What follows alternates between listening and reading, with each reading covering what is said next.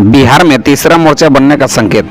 मुकेश सहनी के साथ इन सभी नेताओं को किसी भी गठबंधन में अभी तक कोई जगह नहीं मिला है। अगर बिहार में तीसरा मोर्चा बनती है तो क्या फर्क पड़ेगा, आइए एक नजर डालते हैं। लेकिन उससे पहले पूरी राजनीतिक पेचों को समझना होगा।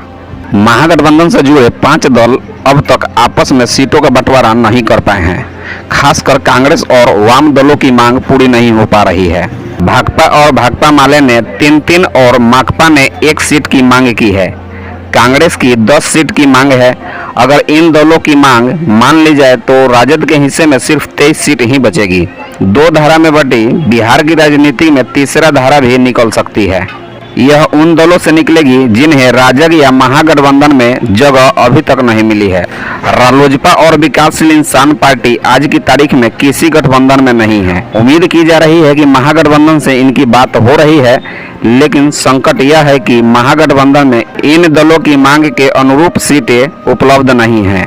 AIMIM पहले से ही तीसरे कोण बनाने की दिशा में सक्रिय है। अब तक उसने 11 मुस्लिम बहुल सीटों की पहचान की है। इन पर उम्मीदवार देने की घोषणा भी की है, लेकिन अन्य क्षेत्रों में अगर उसे सक्षम उम्मीदवार मिले तो वह टिकट देने से परहेज नहीं करेगा। MIM को जदयू और राजग की आधिकारिक सूची के जारी होने की प्रतीक्षा है।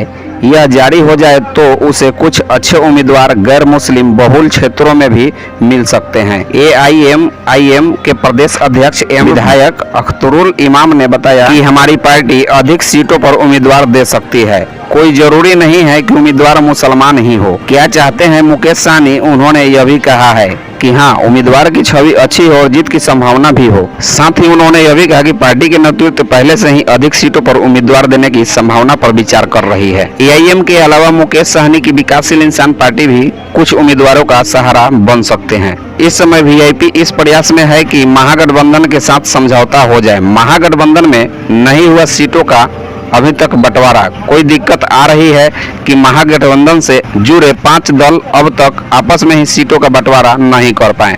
खासकर कांग्रेस और आम दलों की मांग पूरी नहीं हो पा रही है। लेकिन इन दलों की मांग अगर मान ली जाए तो राजद के हिस्से में सिर्फ 23 सीट बचेगी। यह उसकी अपनी मांग से भी कम है। राजद सुप्रीमो लालू प्रसाद के परिवार में ही 3 सीट की मांग हो रही है। उन्हें किडनी देने वाली पुत्री डॉक्टर रोहिणी आचार्य को छपरा से उम्मीदवार बनाने की मांग हो रही है। लालू प्रसाद 1977, 1989 और 2004 में छपरा से लोकसभा का चुनाव जीत चुके हैं। हार की हालात में भी इस सीट पर राजद का दूसरा नंबर हमेशा सुरक्षित रहता है। राजद में रोहिणी के प्रति सहानुभूति का भाव है। इस तरह राजद में भी विकासशील इंसान पार्टी के लिए मन लायक सीट की संभावना नहीं है। राष्ट्रीय लोक जनशक्ति पार्टी के अध्यक्ष पशुपति कुमार पारस अब राजद से अलग हो गए हैं और वह मंत्री पद से भी इस्तीफा दे दिए हैं। वह अगर महागठबंधन से जुड़ते हैं तो उन्हें कम से कम 5 सीट चाहिए।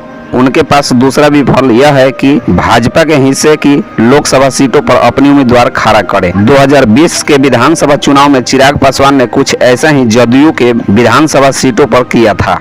चिराग पासवान को कुछ लाभ तो नहीं हुआ, लेकिन जदयू को भारी नुकसान उठाना पड़ा। अगर पारस कुछ सीटों पर भी भाजपा उम्मीदवार की संभावना छीन कर सकते हैं तो उन्हें हार में जीत का आनंद देगा। अब रही तीसरे मोर्चे की बात, तो जिस तरह से चुनावी सरगर्मी तेज है, यह देखना होगा कि बिहार की राजनीति में माहौल क्या बता रहा है। 2024 चुनाव में जिसकी लहर होगी, चुनाव तो वही जीतेगा, चाहे तीसरा मोर्चा बने या ना बने।